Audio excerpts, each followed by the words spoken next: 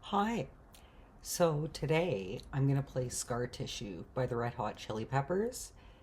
It's a pretty easy song. It's only 3 chords. I haven't even tried doing a dry run through of it yet. So this is going to be like the actual first try. So I'm excited to see how it goes. This is a really good song. And I really like the Red Hot Chili Peppers, and I listened to a lot of them around the time that this song was released.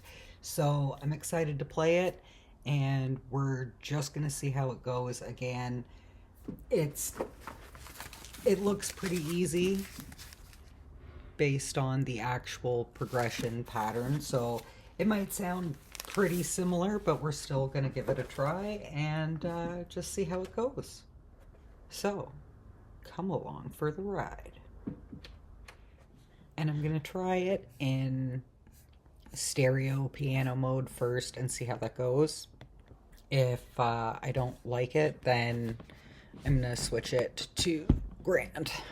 But again, this is a simplified, pretty sure this is a simplified version. So not a whole lot going on here. Oh, I don't have the intro on my book.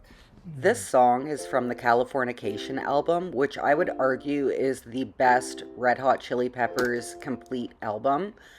And it was released ahead of the turn of the millennium, when music videos were considered an art form, and spawned some of the most memorable music videos of the era. With the birds I share this lonely view, and with the birds I share this lonely view. Oh, I missed that, so I'm gonna restart it. Honestly, the Roller Coaster of Love music video is one of the best crossover moments in pop culture history, if you ask me. But obviously, so was their magnum opus, which I would consider the Californication music video, too. Actually, Other Side and a couple of their old ones were pretty good, too. Like, they just had a really good string of memorable music videos, and they really knew how to work that medium. I will say that I do truly miss the art of the music video, and Californication is one of my favorite music videos of all time, let alone my favorite from the Chili Peppers, just for its video game concept. It really spoke to where the world was at the time. But with Scar Tissue, I love it for its simplicity, and I find the simplicity of it to be what's so memorable and impactful. Okay, so that was okay. I may have spoke too soon about it being too easy because there is an instrumental part. For the most part, it's only F and D minor. And in this instrumental, there's a C. But the way that the instrumental is written on what I'm reading and the way it sounds with the song isn't lining up. So I'm struggling through the instrumental in the spots because there is multiple spots in the song where it is. So I'm struggling there right now, but otherwise I think it was okay for first couple run throughs. So that's what practice is for, and we're just gonna keep going. So come along for the ride. The video for Scar Tissue is just the band cruising on an open highway, wrapped in bandages, playing broken instruments in the desert, looking battered and reflective. Hold on, I'm gonna restart that because I missed that intro. When I say simple, I can't stress enough how simple the concept was. Maybe it's how the band, particularly Anthony Kiedis, sold it. To me, it always just seemed like such a raw depiction of facing a battle, making it out, but making it out injured. And there was something about the broken deadpanness of it all that still strikes me to this day. Maybe it's because I'm aware that they've struggled with their issues over the years and they've been fairly open about recovery. Okay, here we go. I think the vacantness acted out by the band members as they're driving on the open road just perfectly encapsulates how there is a cost to making it out of battle, even if it's a mental battle. You're just not the same person coming out of it as you were going into it. If you've been through a battle where you've made it out bruised and broken, you know that you lose a part of you in the process, especially since by the time you make it out, you've probably been through it 1,000 times and have had just enough giving up I think I got it. so many pieces of yourself. So the simplicity of this video always felt super profound to me. It was a great representation of what you look like on the inside, even if you don't always reflect that on the outside. More so now with where I'm at with my life. I don't physically look like what I've been through. While I fully attribute that to the progress I've made on my healing journey, it doesn't mean my insides weren't carved to shit. Even when you heal, you still have scars, and it takes much longer for the initial wounds to heal over if they keep getting ripped open. It's important to recognize situations and people for what they are. Okay, that was better. I think I'm getting closer on the instrumental, so we'll just run it back. And make sure to stand firm on your boundaries, because that's the biggest challenge I have been navigating with my PTSD. I'm not sure if the worst part was the actual incident or the fallout afterwards. Though I could remove myself from the overall situations, I can't from the resulting perceptions. Because so much of what goes on around me is based on that perception, there are a lot of days where I feel like salt in the wound. Bonus points for intention. And that's not in the I've had my heart broken kind of way. Okay, I'm gonna restart that because I was too soon when I was playing it and the screen is actually behind. So we're just gonna start it again. I did better on the intro though, so small wins. It's in the I don't know if I would ever be able to legitimately trust again kind of way, let alone get close enough to let someone touch me. I'm like a feral cat. Every day feels like a battle, mentally and emotionally. It feels like I've been through a war. At this point, feels like I'm on my third major mental deployment that I didn't sign up for. The ultimate test of mettle and grit. Good thing I watch a lot of Dan Campbell pump-up speeches, though. It really does feel like I'm living in a different world where I'm never going to be able to fix myself.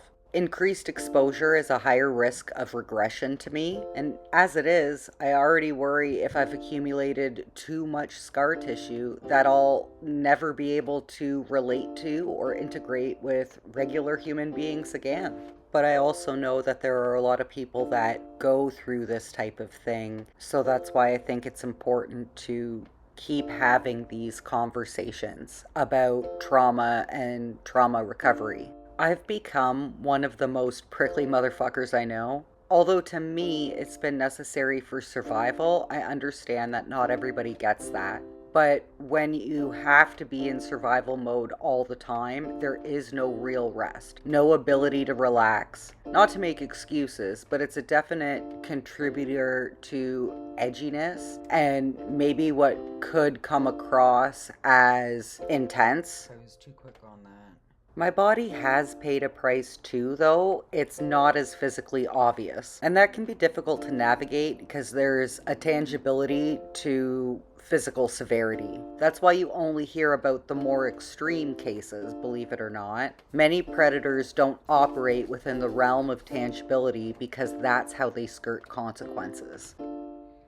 Okay, well that was a little rough at the end, but it's okay. We'll do it again. Tissue that I wish you saw. Sarcasticness to know it all. For me, though, prolonged bouts of mental distress has been known to make me physically ill. So, even if there's not always outward physical damage, there are a lot of internal physical side effects from that. And that's actually the part of my journey that led me to adopt more of a mind, body, and soul holistic approach as a supplementary treatment to my mental health issues that I'd previously had. At the time, I was heaving so much, I was basically starting to get abs from it, and I lost about 60 pounds, which has happened to me at multiple points through my life, which correlate with the most stressful times of my life as well. That's why I say my mental health is as important to me as my physical health. To me, they're the same. On the positive side of that, though, I think a large part of the improvements to my physical health has been my continued commitment to nurturing my mental health and making adjustments to my mindset. After my knee surgery, I always called my scar my battle wound because I think that's what they are. Okay, getting better until the last couple lines, but it's okay. One more time. A mark of making it through a painful and or uncomfortable time. Scar tissue that I wish you saw. Oh, I missed it because I'm behind on the screen. Hold on, I'm going to run it back and I'm going to do it at the instrumental because I need to practice that a little bit. But it doesn't mean I'm not reminded of the excruciating pain of both the injury itself and the recovery from surgery. I'll always have to be careful how I pivot, and it's always going to click when I do squats. Scars are just such a bittersweet thing.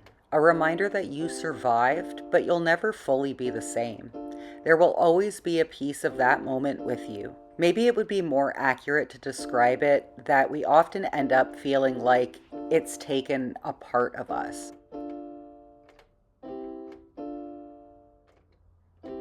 Oh, I missed it. And when you've been through a series of traumatic events, it can feel like you've lost a lot of yourself. But there can be beauty in the ugliness of it. I really like the saying, the wound is where the light shines through. We don't have to be the products of what happens to us. Claim that space back. It will never really feel like the same, but that doesn't mean that it can't still be upgraded so it's no longer just a gaping hole. Maybe it's the best place to lay a new foundation and start rebuilding.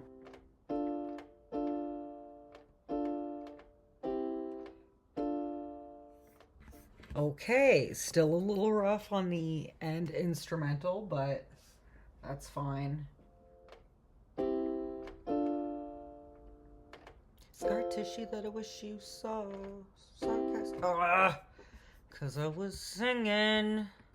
From every wound accumulated, you have two options: Make it to the moon if I have to crawl in. wallow or do the work to be able to heal and get back to normal as soon as possible. This is where I think a lot of people get stuck. The feeling of the wound being so traumatic, you're not really sure how to move forward, even if you could see through the pain at the time. It's a total trap. As hard as it is, as much as it's not fair, as much as it hurts, the best way forward is learn the lesson and work to heal so you can progress and you can move forward to live a more well-adjusted life. You can still take the time to grieve and be sad, but it's also still an opportunity for growth, albeit a shitty one. I personally think that the more traumatized people who can adopt this kind of mindset, the bigger the impact on perceptions around trauma and mental health. We can be fixed. The more we fix ourselves, the more we're able to help others and make the world an easier place to navigate for those who will unfortunately but inevitably experience something similar one day. Maybe one day we won't have as many scars to show off or compare. All right. I think that was pretty productive. Again, it was pretty easy with the progressions. The instrumental is the hardest part, but I'm pretty happy with how it turned out, and it's a pretty good, quick, and easy song to learn if you're just beginning and you want to try. Again, it's only three chords. It's C, F, and D minor, so it's worth trying it if you're just starting out. So, thank you for joining me. Until next time, keep the peace and keep rocking on.